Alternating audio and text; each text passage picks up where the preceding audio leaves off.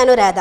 Beaten news ప్రేక్షకులకు, వీక్షకులకు, అధికారులకు, నాయకులకు, రిపోర్టర్లకు మా బీటెన్ న్యూస్ ఛానల్ తరపున ఉగాది శుభాకాంక్షలు.